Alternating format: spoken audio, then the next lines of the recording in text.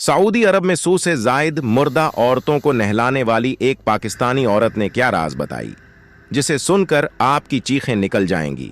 वो औरत मुझे शुरू से ही कुछ मशकूक लगती थी। वो मेरी रूममेट थी।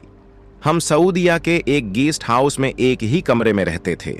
मैं कंपनी में जॉब करती थी और वो और अरबी औरतों को गुस्ल देने का काम करती थी।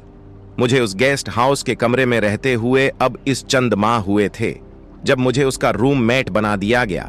इस गेस्ट हाउस में पाकिस्तान और दूसरे ममालक से आने वाली ख्वातीन ही रहती थीं, जो नौकरी के सिलसिले में सऊदी आती थीं।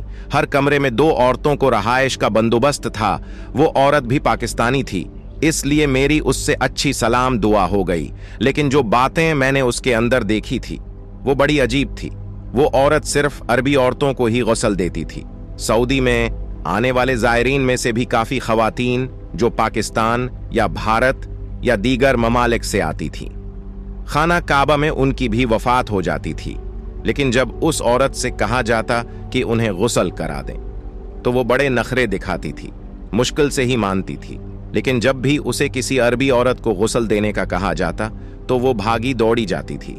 ये बात मेरे लिए हैरान कुन सी थी कि पैसे तो उसको एक बराबर ही मिलते थे, फिर वो दूसरी औरतों को गुस्ल कराने के लिए क्यों मना कर देती थी। वो बहागलपुर से यहाँ आई थी और 40 के लगभग उसकी उम्र थी। वो एक बीवा औरत थी। कहने लगी पाकिस्तान में गुस्ल देने के पैसे न होने के बराबर मिलते हैं, इसलिए मेरे पास जो जमा पूंजी थी मैंने सऊदी के वीजे पर लगा दिए और यहाँ मुझे अच्छे पैसे मिल जाते हैं। मैं भी कराची जैसे शहर से सऊदी इसलिए आई थी कि मैं भी अपने घर की वाहिद कफील थी। वालिद के वफात के बाद घर का खर्चा उठाना मुश्किल हो गया था। मैं तालीम याफ्ता थी, इसलिए मुझे सऊदी की कंपनी में सुपरवाइजर की नौकरी मिल गई। तनख्वाह भी अच्छी और माकूल थी। रिहाइश का मसला गेस्ट हाउस में हल हो गया था, इसलिए मैं सुबह की जाती, शाम को ही वापस आती। हमारा एक ही कमरा था, लेकिन वो औरत काफी अच्छी थी। मेरा बड़ा ख्याल भी रखती थी। अक्सर वही खाना बनाती थी। जब मैं शाम को आती तो वो खाना तैयार रखती थी। मैं उसे खाने के पैसे दे जाती थी। वैसे तो उस औरत में कोई बुराई नहीं देखी मैंने, 5 वक्त नमाजी थी। लेकिन ये बात मेरी समझ से बाहर थी कि वो सिर्फ अरबी औरतों को ही क्यों गुस्ल देने के लिए भागी दौड़ी ही जाती हैं।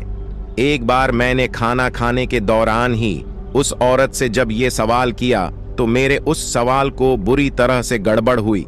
उसका यूं घबराना, कतराना, मौजू को बदलना मुझे न जाने क्यों शक में डाल गया।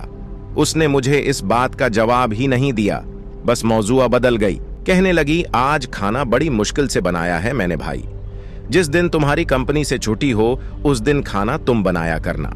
मैंने कहा ठीक है, लेकिन उसके चेहरे की बदहवासी और नजरें चुराने से मुझे कुछ शक सा होने लगा था। लेकिन मैंने फिर तवज्जो नहीं दी। एक बार रात को हम दोनों सो रही थीं, जब हमारे कमरे पर बड़ी तरह से दस्तक दी गई। हम दोनों ही हड़बड़ा कर बैठी थीं। दरवाजा अलबत्ता उसी औरत ने कुहला गेस्ट हाउस की मुलाजमा थी, जो शायद नींद से जाग कर आई थी। उस औरत को बुरी तरह से घूर रही थी। कहने लगी तुम्हारे काम की नौइयत ऐसी है कि हम लोग परेशान होकर रह गए हैं। जाओ बाहर, एक अरबी आया है, कह रहा है कि तुम्हें बुला दूं। उसकी बीवी का इंतकाल हो गया है और उसे भी गुस्ल करवाना है, क्योंकि उस औरत की डेड बॉडी की हालत बहुत खराब है। इसलिए वो चाहते हैं कि रातों रात ही उसे दफना दें। हालांकि वो औरत रात को कभी भी नहीं जाती थी। नींद की बहुत पक्की थी और उसकी नींद में जरा भी खलल पैदा होता तो उसे बड़ा गुस्सा आता था। कहती थी कि मेरे कौन से बच्चे हैं जो मुझे पालने हैं, जिनके लिए मैं नींद हराम करूं। लेकिन अरबी औरत का सुनकर उसने अपनी नींद से बोझल आंखें मुसलीं। कहने लगी मैं बस 2 मिनट में आ रही हूं। ये कहकर वो वॉशरूम में गई। ठंडे पानी की छींटें आंखों पे मारे ताका नींद उड़ जाए। और ये जा वो जा, मैं तो उसको देखती ही रह गई थी कि जब उससे पैसों की लालच नहीं थी और उसकी कोई औलाद भी नहीं थी, फिर वो क्यों अपनी नींद पे सारा ये खराब कर चुकी हैं कि एक अरबी औरत को गुस्ल देना है। वो फौरन से उस मुलाजिमा के साथ बाहर चली गई। लेकिन जब वापस आई तो उसके चेहरे पे एक अजीब सी खुशी की लहर, थ्यास के चेहरे की मुस्कुराहट गायब ही नहीं हो रही थी। सबसे पहले वो आते ही गुसल खाने में घुस गई, फिर नहाकर बाहर आई थी। मैंने कहा, आप तो कभी भी रात को नहीं जाती, आज कैसे चली गई? कहने लगी, खुदा खौफी भी कोई चीज होती है।